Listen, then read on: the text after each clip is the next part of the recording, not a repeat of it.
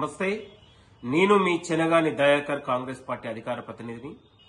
ఇవాళ హైదరాబాదు చుట్టుపక్కల ఉన్నటువంటి చెరువుల్ని, కుంటల్ని, ప్రభుత్వ భూముల్ని కాపాడడం కోసం ప్రభుత్వం తీసుకున్న చర్యల వల్ల హైదరాబాద్ చుట్టుపక్కల ఉన్నటువంటి ప్రజలు ఇవాళ సంతోషాన్ని వ్యక్తం చేస్తూ ఉన్నారు. హైడ్రా తీసుకున్నటువంటి ధైర్య సాహసాలను ఎదిరించి ఇవాళ అక్రమార్కుల్ని, భూ కబ్జాదారుల్ని ఎంతటి వారైనా చర్యలు తీసుకోవడంలో వాళ్ళు విజయం సాధిస్తూ ఉన్నారు. కాబట్టి ప్రభుత్వం, ముఖ్యమంత్రి గారు తీసుకున్న నిర్ణయం ఇది చాలా గొప్ప నిర్ణయం. గత పాలకులు చెరువుల్ని, కుంటల్ని కబ్జాలు చేసి ఇవాళ హైదరాబాదు వనరుల్ని, సహజ వనరుల్ని దెబ్బతీసే ప్రయత్నం చేసిన 10 ఏళ్ల కాలంలో అక్రమార్కుల్ని, భూ కబ్జాదారుల్ని వెనకేసుకొనొచ్చి వాళ్ళని కాపాడుకునే ప్రయత్నం చేస్తే ఈనాడు ప్రజాప్రభుత్వంలో ముఖ్యమంత్రి రేవంత్ రెడ్డి గారి నాయకత్వంలో తెలంగాణలో చెరువుల్ని, కుంటల్ని అభివృద్ధి చేసి వాళ్ళని కాపాడడం కోసం హైడ్రా తీసుకురావడంతో తెలంగాణలో చుట్టుపక్కల ఉన్నటువంటి, హైదరాబాద్ లో ఉన్నటువంటి నివాస ప్రాంతాల ప్రజలు ఇవాళ సంతోషాన్ని వ్యక్తం చేస్తా ఉన్నారు.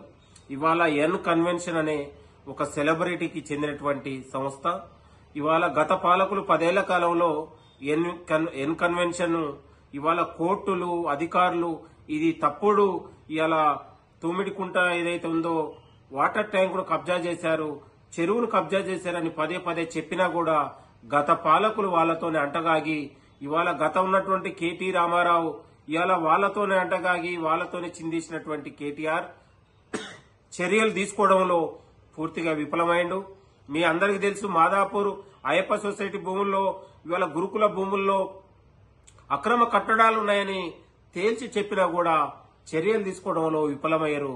గత పాలకులు, బీఆర్ఎస్ నాయకులు మొత్తం కూడా అవినీతి పరులకు, అక్రమదారులకు, భూ కబ్జాదారులకు వెనకేసుకుని వచ్చి వాళ్లతోనే సాహసం చేసినటువంటి దుర్మార్గులు ఇవాళ ప్రభుత్వం ఇవాళ సాహసోపేతమైన నిర్ణయం తీసుకొని ఈ ప్రజల కోసం ఒక చెరువులు ఉండాలి, కుంటలు ఉండాలని ముఖ్యమంత్రి గారి ఆలోచనతోనే ఇవాళ హైడ్రా అద్భుతంగా పనిచేస్తా ఉంది. ఈ పనిచేసిన తీరు హైదరాబాద్ లో నివాస ప్రాంతాల ప్రజలు, సొసైటీ కాలనీల ప్రజలు ఇవాళ సంతోషాన్ని వ్యక్తం చేస్తా ఉన్నారు. కాబట్టి ఇవాళ ప్రభుత్వం తీసుకున్న నిర్ణయం ఇది చాలా గొప్ప నిర్ణయం అని నేను భావిస్తా ఉన్నాను. ఇలా ఎన్ కన్వెన్షన్ ఏదైతే ఉందో ఇవాళ అక్రమార్కంగా ఇవాళ 2010లోనే ఆనాడు జీహెచ్ఎంసీకి అప్లికేషన్ పెట్టుకుంటే ఆనాడే జీహెచ్ఎంసీ అధికారులు తిరస్కరించారు. కోర్టుకు వెళ్లి పర్మిషన్ తెచ్చుకున్నటువంటి పరిస్థితి మీ అందరికి తెలుసు. ఇవాళ నాగార్జున గారు ఏ తప్పు చేయకపోతే కోర్టు ఎందుకు స్టే ఇచ్చింది? కోర్టుకు వెళ్లాల్సిన అవసరం ఏముంది? ఆనుకోనున్నటువంటి చెరువుల్ని, కుంటల్ని కబ్జాలు చేస్తే సామాన్యుడికైనా లేకపోతే సెలబ్రిటీకైనా, రాజకీయ నాయకుడికైనా ఈ విధంగానే ప్రజాప్రభుత్వంలో చర్యలుంటాయి.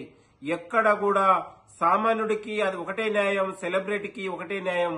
తప్పు చేసిన వారు ఎవరైనా కూడా శిక్షకు అర్హులే అనడానికి ఈ ప్రజాప్రభుత్వంలో ఇలా స్వేచ్ఛ, సామాజిక న్యాయం, స్వయం పాలన దిశగా ఈ ప్రభుత్వం పోవడం చాలా గొప్ప విషయం.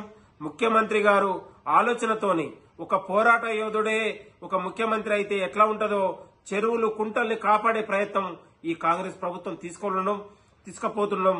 ఇది హర్షణీయం, స్వాగతిస్తా ఉన్నారని కూడా ఈ సందర్భంగా గుర్తు చేస్తూ ఇవాళ అనేక మంది హైదరాబాద్ లో ప్రజలకు సాగునీటిగా ఉండి ఇవాళ ఉన్నటువంటి చెరువుల్ని, కుంటల్ని కబ్జాలు చేసి యథేచ్ఛగా అక్రమాలు చేస్తే గతంలో కేటీఆర్ ఏనాడు కూడా నోరు మెదపలేదు.